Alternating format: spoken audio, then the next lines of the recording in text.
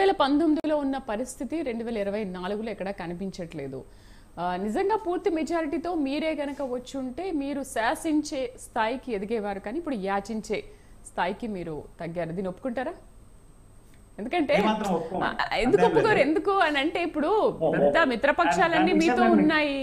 So వాళ్ళు ఏది అడిగితే అది అన్నట్టుగా మీరు కొంచెం తగ్గి మాట్లాడుతున్నారు. నిజంగా మీకే పూర్తి మెజారిటీ వచ్చి ఉంటే మేము ఏది ఇస్తే అది తీసుకోండి, మీకు మాట్లాడే రైట్స్ లేవనే ఛాన్స్ మీకు ఉండేది. బట్ ఇప్పుడు మీకు ఆ ఛాన్స్ ఉందా? అట్లాంటిది ఏం లేదండి. చంద్రబాబు నాయుడు గారు కూడా వారు కూటమితో అంటే మేము అధికారంలో వచ్చిన తర్వాత కాదు, ముందే వాళ్ళు ఎన్డీఏతో కలిసి ఉన్నారు భాగస్వామ్యము. ఆయన ఏం మాత్రం ఆశించకుండా అప్పుడునే ఎన్డీఏతో కలిసి ప్రయాణం చేసినటువంటి ప్రయత్నం చేసారు. దాంట్లో ఏమాత్రం సందేహం. ఇప్పుడు అదే చెప్తున్నారు, మీరు ఏది ఇస్తే అది, మీరు అసలు పదవి ఇవ్వకపోయినా మాకు నో ప్రాబ్లం, మీతో కలిసి ఉంటామని ఇప్పటికీ అదే మాట చెప్తున్నారు ఆయన. ఆ మాట మీద వాళ్ళు ఉన్నారు, అట్లనే అందరు కూడా అట్లనే ఉన్నారు. అయితే మన కాంగ్రెస్ మిత్రుడు వెంకట్ యువనాయకుడు చెప్పిన ఒక అంశము ఏమంటుండంటే, దక్షిణాది రాష్ట్రాలకు అన్యాయం చేసింది. ఈసారి చెప్తాను, ఈసారి కేబినెట్ లో దక్షిణాది రాష్ట్రాలకు ఇచ్చినంత ప్రాధాన్యత ఇంకెక్కడ ఇవ్వలేదు.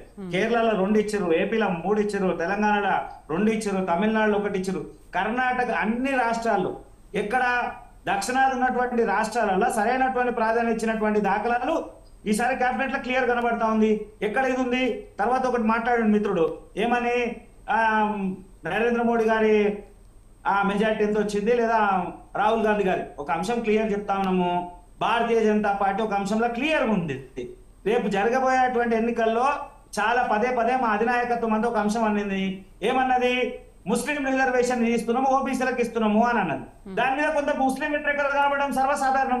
ఆ భాగంగానే అక్కడ ఉన్నటువంటి ఉత్తరాది ఉన్నటువంటి ముస్లిం రాష్ట్రాల్లో కొంచెం వ్యతిరేకత కనబడ్డది. అందులోనే కదా కనబడుతా ఉంది. ఉత్తరాది రాష్ట్రాల్లో ముస్లిం రిజర్వేషన్ ఏడుందండి? ఉత్తరాది రాష్ట్రాల్లో ముస్లిం రిజర్వేషన్ ఏడుంది. దాన్ని ముస్లిం రిజర్వేషన్ అన్నారు సార్, దాన్ని మైనార్టీ రిజర్వేషన్ అంటారు. అది ఉన్నది కేవలం 3 రాష్ట్రాల్లోనే, కర్ణాటక, తెలంగాణ.